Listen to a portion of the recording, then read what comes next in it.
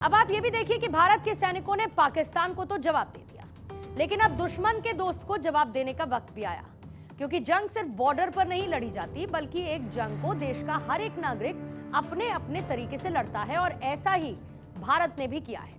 आप वो समय याद करिए जब साल 2023 में तुर्की में भयानक भूकंप आया था, और उस वक्त भारत ने फौरन ऑपरेशन दोस्त की शुरुआत की। यानी हमारे एनडीआरएफ के जवान यहां से जरूरी मेडिकल असिस्टेंस, दवाइयां, राहत सामग्री, सब कुछ तुर्की भेजा गया। लेकिन हमें बदले में क्या मिला है?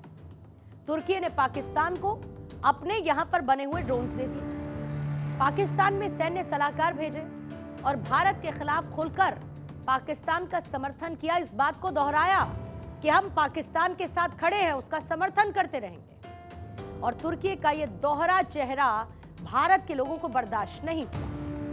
पूरे भारत में #बॉयकॉट टर्की ट्रेंड कर रहा है। आपको यह जानना चाहिए कि तुर्की की अर्थव्यवस्था में टूरिज्म का हिस्सा 12% का है।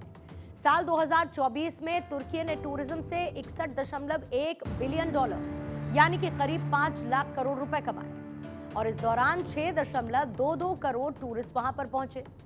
हर टूरिस्ट ने औसतन $972 यानी कि करीब 82,000 रुपए खर्च किए। और अब भारत की बात कर लेते हैं, तो साल 2024 में 3,30,000 लोग यानी कि भारतीय तुर्की पहुंचे, जो कि 2023 के 2.7 लाख से 20.7% ज्यादा है। भारतीय टूरिस्ट ने तुर्की की अर्थव्यवस्था में करीब 3,000 करोड़ रुपए ऐड किए। और ये सिर्फ सैर सपाटे की बात नहीं है, बल्कि भारतीय शादियां, कॉर्पोरेट इवेंट्स और लग्जरी ट्रैवल्स ने तुर्की के होटल्स, वहां के रिसोर्ट्स और लोकल बिजनेस को चमकाया।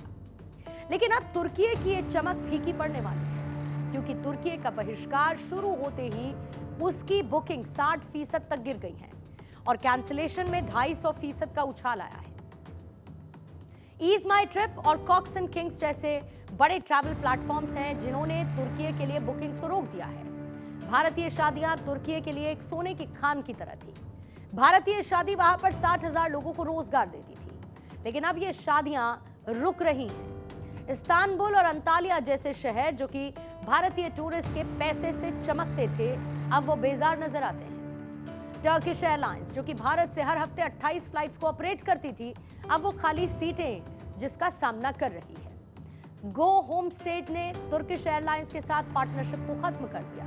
इसके साथ ही उनकी फ्लाइट टिकट्स के दाम भी अब 30% तक गिर चुके हैं। तुर्की का यह बहिष्कार सिर्फ कुछ हफ्तों की बात नहीं है।